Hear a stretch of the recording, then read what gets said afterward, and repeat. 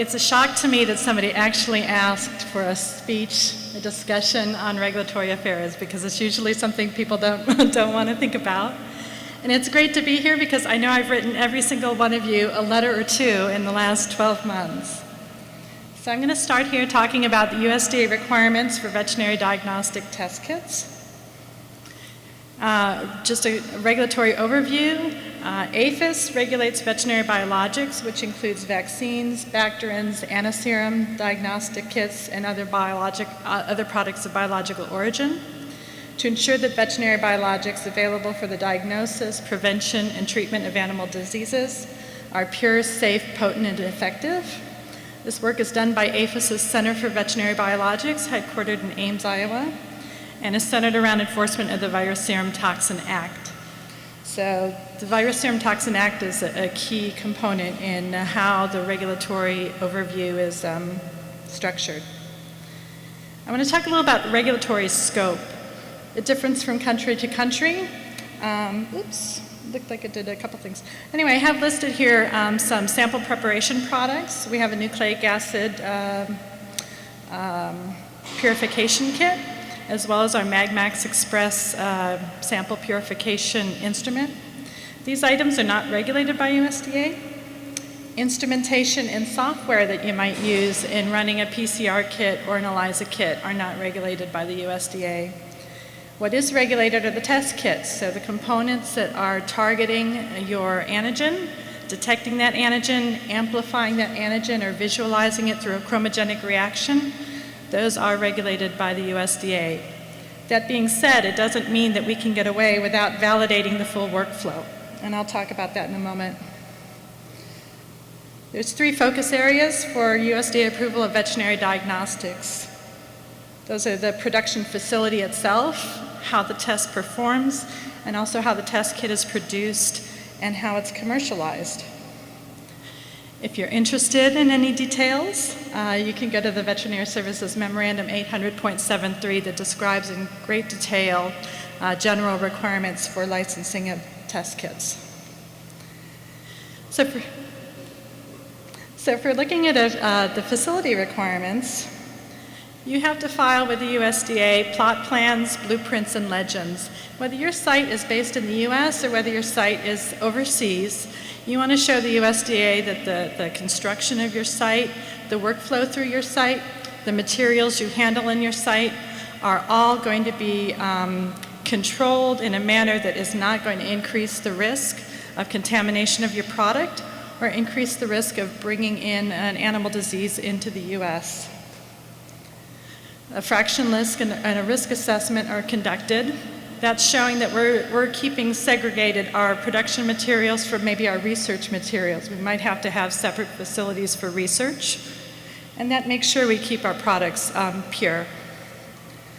You have to have qualified personnel. We have to file training records and educational information, basically a brief summary of the people that are making key decisions regarding the manufacture of these test kits.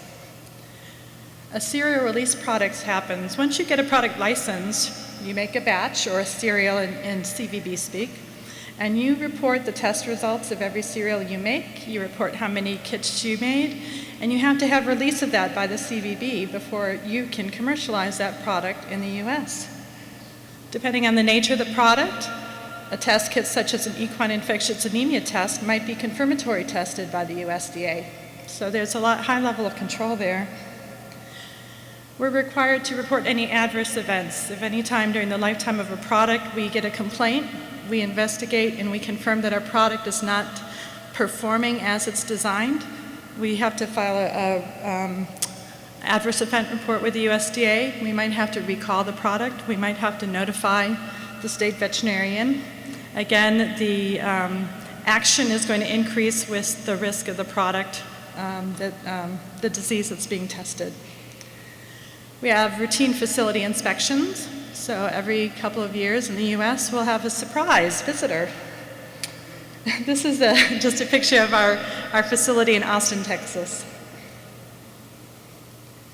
In regards to performance, When we're licensing a kit, we want to determine what our field sensitivity and specificity are.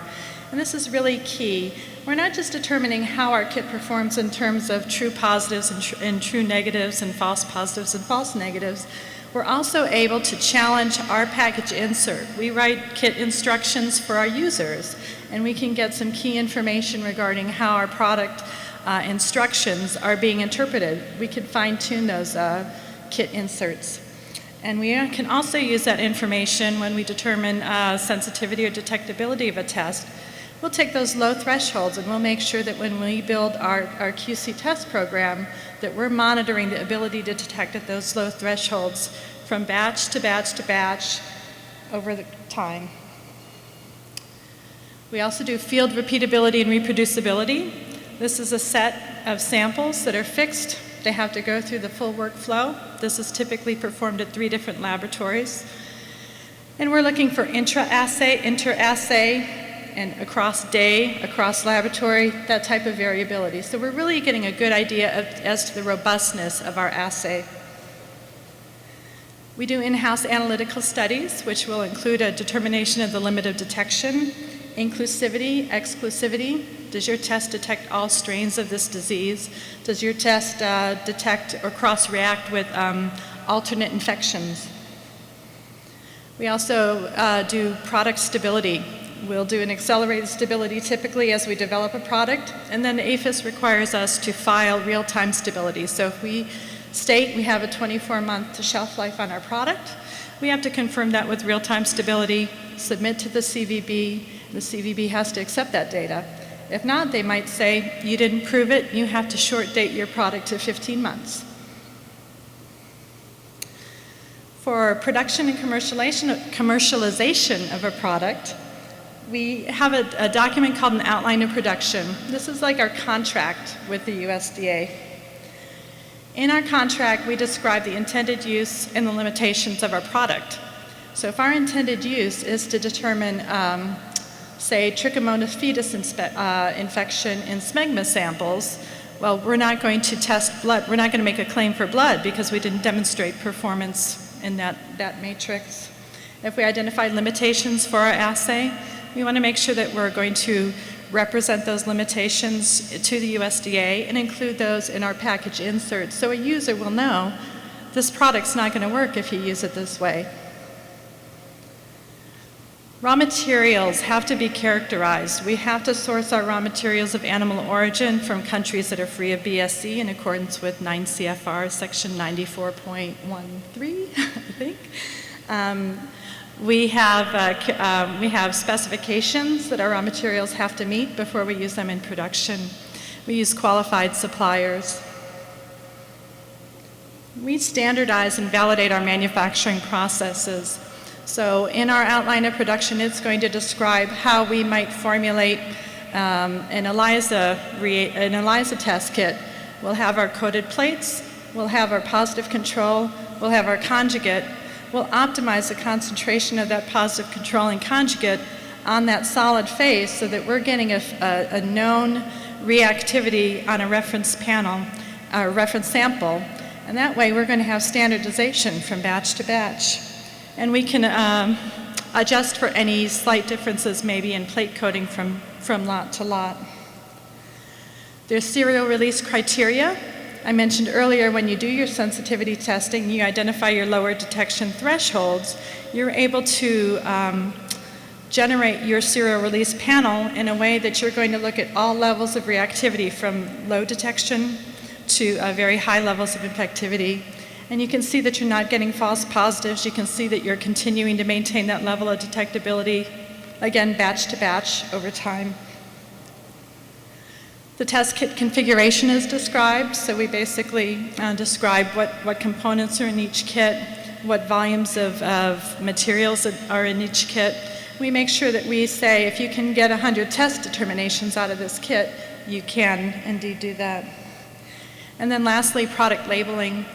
That includes anything for our claims, storage conditions, expiration dating, all that's reviewed by the USDA. And again, our package insert is probably the most important piece of product labeling. It's not affixed to a product or a component, but it's very key in instructing our customers how to run the assay. The package insert will include assay instructions. How long do you incubate? What do you set your plate reader at? What are your thermocycler parameters? How do you interpret your test results?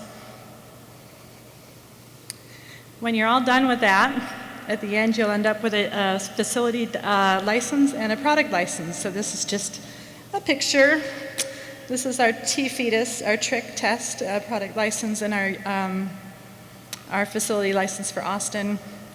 So just to summarize, USDA licensed or permitted products are manufactured in an inspected, approved facility in a controlled environment by qualified operators.